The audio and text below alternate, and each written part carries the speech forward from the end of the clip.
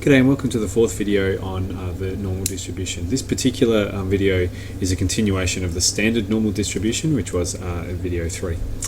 So here's an example of how to use the standard normal distribution in order to find out some values that we want to. If I know that an elite runner is training for a 1500 meter race, and I know that she has a mean time of 4 minutes and a standard deviation of G, but she knows that 12% of the time she can manage it under 3.92 minutes, what is the value of G? So what is the standard deviation correct to one decimal place? I've just changed my diagram a little bit because I didn't like it before. So, what is the value of G? What is the standard deviation? Now, what I'm going to do is I'm just going to draw my X distribution over here. I know that it's got a mean of 3.92 and it's got some standard deviation. I don't know what it is, but it's got a standard deviation. And I know that 12% of the time she can manage under 3.92 minutes. Oh, actually, that's incorrect. That should be 4 there, so I might just fix that up. Okay, a mean of 4 and a standard deviation of, I'm not sure, but I know that under 3.92 minutes, she completes it 12% of the time. So what I'm going to do is I'm going to find out the corresponding Z value to find out how many standard deviations 3.92 is away from the mean. Because if I find out that it's 1.5 times this standard deviation away from the mean, I can then use that to find out what the actual standard deviation is, based on this one here. So I use my Z value my equation with the Z values to convert either side. So I know what the X value is, that's 3.92. I know what the mean is, that's 4. I don't know what the standard deviation is, and I don't know what the Z value is, although I can find it out. Because if I do the inverse normal of 0.12 on the Z score, I can find out what this corresponding Z value is. And I ended up finding out that it was negative 0.17499. And I don't know why that's disappeared here, but that should be negative 1.17499. There we go. So I know that's what my Z score is. I know that it's 1.17499 standard deviations away from the mean in the negative direction. Okay, so now all I simply do is I solve this equation here for the standard deviation, and there's a variety of ways of doing that. I've done that here on the calculator, but I end up getting the standard deviation of 0.068. That's in minutes. I want to turn it into seconds, so I multiply that by 60, and so I end up getting 4.1 seconds. So that's how I worked out the standard deviation of this distribution here. Using the Z score, I converted it, and then I ended up getting it back using this formula here. Okay. The next question that I've got is similar, just a little bit more complicated. There's a fish that can be caught in the Murray River called the Murray cod. It's quite a large fish with a mean of mu and a standard deviation of sigma. And I don't know what these two things are. I'll find them out. Fishermen know that they need to release the fish back into the water if it's too long or too short.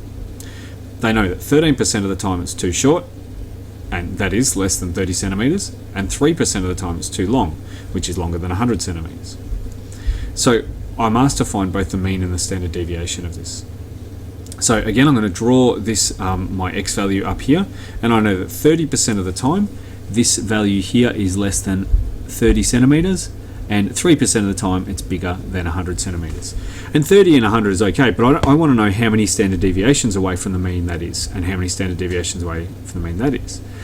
So I'm going to convert it to my Z score, because that will tell me how many standard deviations away it is. So I use a similar process from before. I say, okay, what's the probability that I think I've made a mistake. You've probably already seen it, but I'll just fix that up here. That shouldn't be 30%. That should be 13%. Yeah, we'll move on. So what's the probability that the Z score is less than this particular value of C? That's 13%.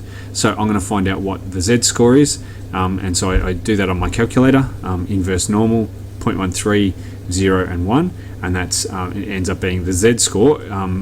So this 30 here is 1.123 standard deviations away from the mean in the left of the mean, so in the negative direction. And I'm going to find out what the corresponding Z value of 100 is. So again, I do the same sort of thing. Z is greater than D, is equal to 3% or 0.03. Now be careful on this one, because I can't do the inverse normal of 0.3 0 and 1, because I'll get a negative value. I'll get this answer over here. Instead, I need to find out what 0.97 is, because it only does it from the left. So inverse normal, 0.97, 0 and 1, and I get 1.88. So I know that 100 is actually 1.88 standard deviations away from the mean in the positive direction. Now I'm going to use my equation that I had, z equals x minus the mean over the standard deviation. I'm going to put these values in and get this, and then I'm simply going to solve this equation on my calculator. I used M and S there, it doesn't really matter.